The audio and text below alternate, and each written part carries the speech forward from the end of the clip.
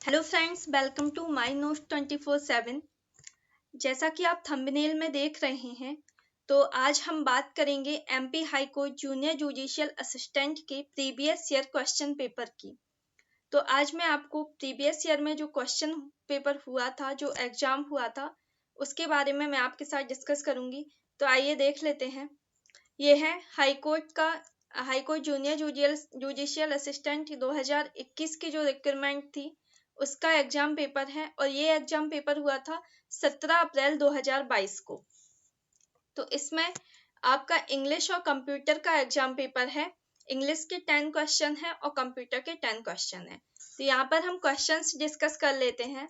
जैसे पहला क्वेश्चन था, fill in the blank with appropriate article. इसमें आर्टिकल पूछा गया है, blank large number of cattle are grazing in that field. तो इसमें इन्होंने सही आंसर दिया है ऑप्शन ए, कि इसमें ए आएगा, a large number of cattle are grazing in that field.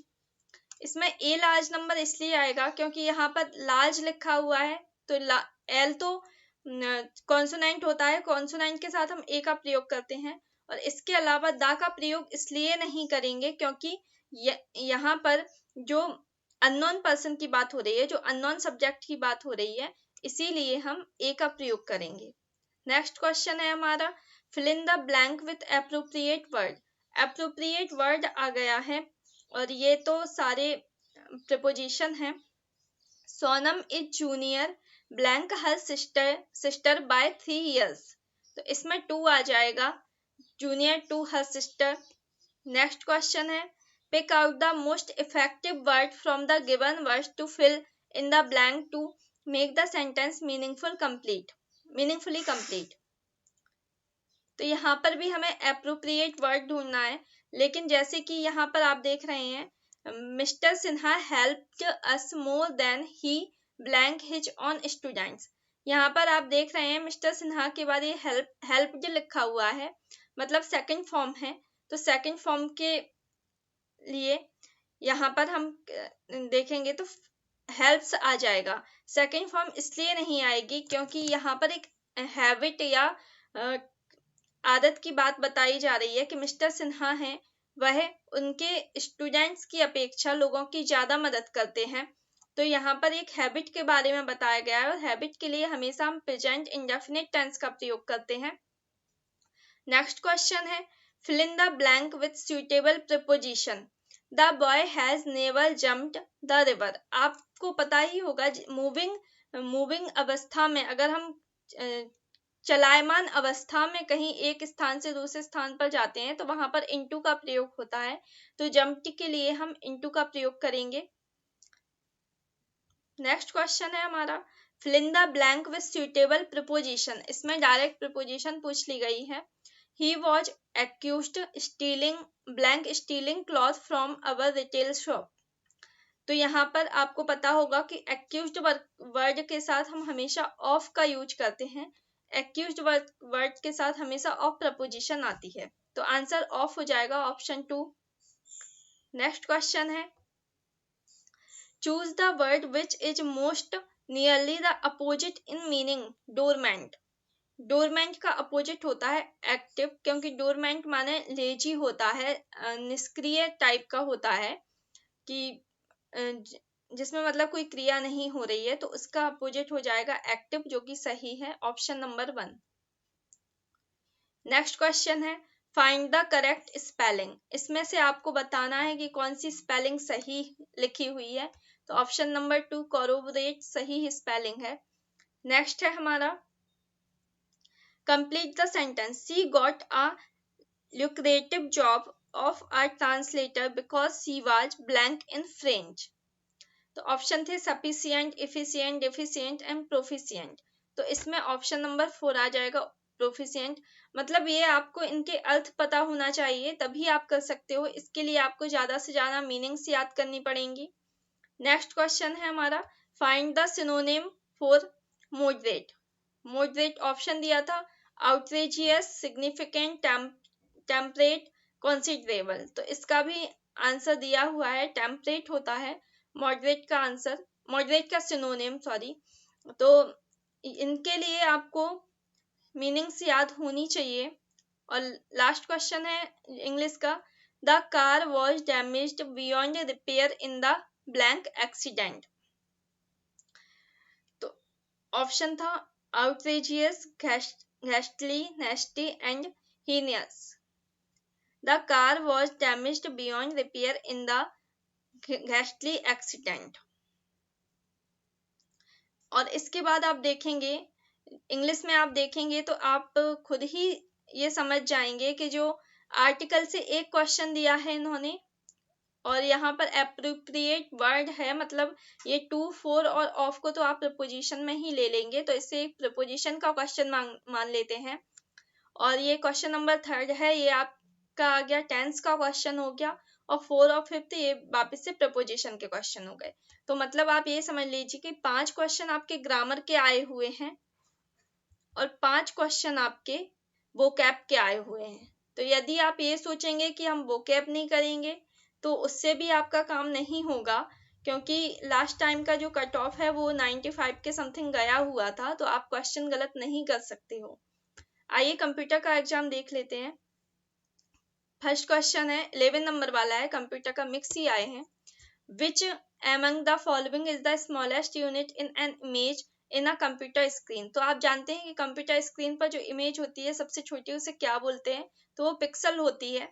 जो बारीक जो बिल्कुल छोटे छोटे बिंदु जैसे होते हैं वो पिक्सल होते हैं। जैसे आप कोई इमेज खींचते हैं, मतलब कोई पिक्चर आप क्लिक करते हो, तो जब आप उसे जूम करते हो तो बारीक बारीक पिक्सल में टूट जाती है वो, तो वही सबसे छोटी यूनिट होती है।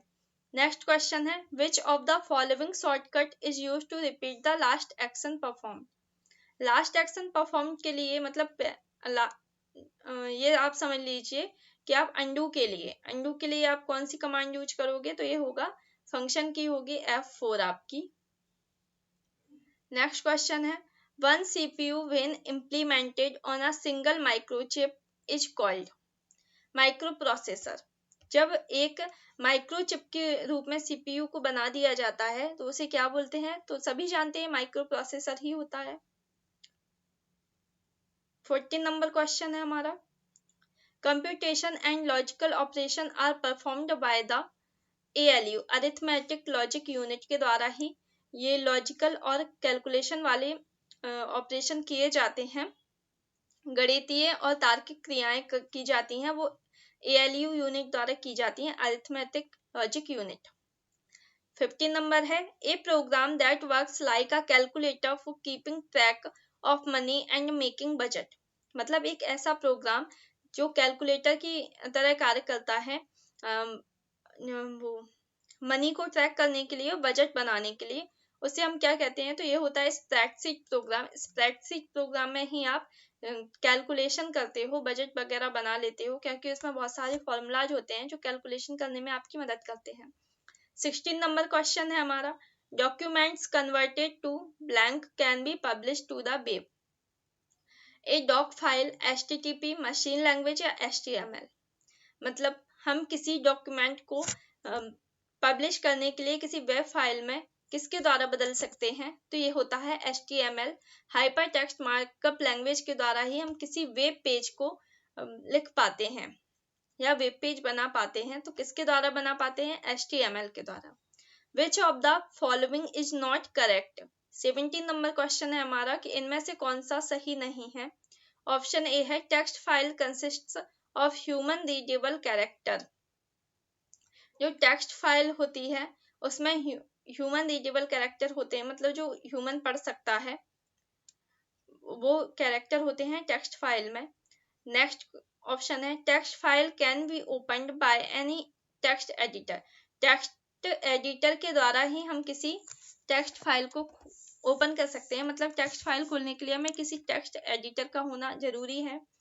The value of each character of the text file is stored by as bite.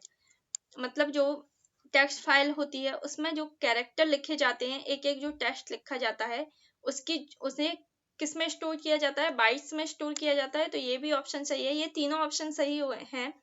और नेक्स्ट दिया गया है in text file bytes do not represent the ASCII values of characters.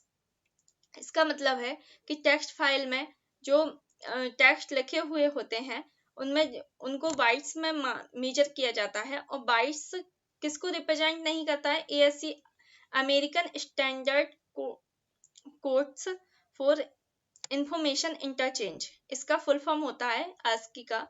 तो इसको रिप्रेजेंट नहीं करते हैं बाइट्स, ऐसा इसमें लिखा रहता है, बल्कि ये गलत है। जो बाइट्स होता है वो ASCII के द्वारा ही रिप्रेजेंट होता है, ASCII के बनाए गए नियमों के अनुसार ही रिप्रेजेंट करते हैं। तो इसमें हमारा ऑप्शन नंबर 4 गलत हो जाता है। 18 नंबर क्वेश्चन है, image is a collection of. Image किसका कलेक्शन होता है? Option A frames, option B numeric entities, option C pixels, and option D होता है, ऑप्शन डी है नन ऑफ द मेंशन।